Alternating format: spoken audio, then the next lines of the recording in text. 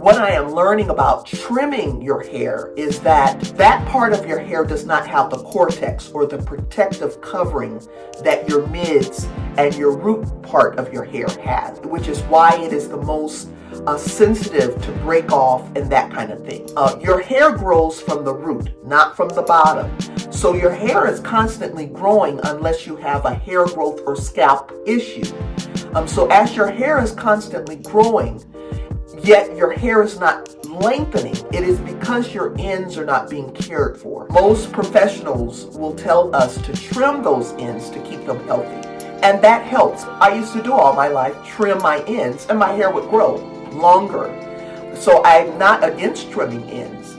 I also adopt the philosophy that you do not have to trim your ends in order for your hair to grow.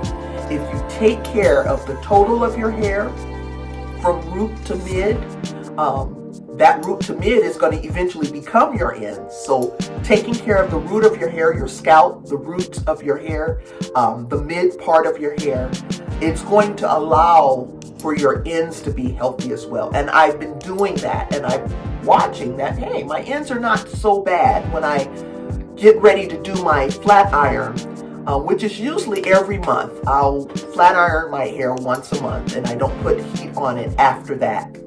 Before I got on this journey with making sure I'm nourishing the total of my hair, I noticed my ends, I would have to trim them all the time. And like I said, I would usually trim my hair in a style where it is layered. So even when my hair would get shoulder length or attempt to get past my shoulders, I'd cut it anyway. Because I like the look of my hair being trimmed and layered fresh, right? But since I have been watching all of these videos and I saw a lot of professionals who adopt the philosophy, hey, you don't really have to trim your hair. If you nourish all of your hair, your ends will be healthy. And if you do certain things to keep your ends covered and protected and healthy, your hair will grow. And so I see a lot of women with their hair waist length, and some of them say they trim their hair and some of them say they don't. So I thought I'd go on a journey to see what would happen if I really pay attention to doing my hair, keeping it as healthy as it can be, and seeing if I can go 6 months without trimming my hair. And then when I visit, trimming my hair on that 6 month, determining should I trim it or not.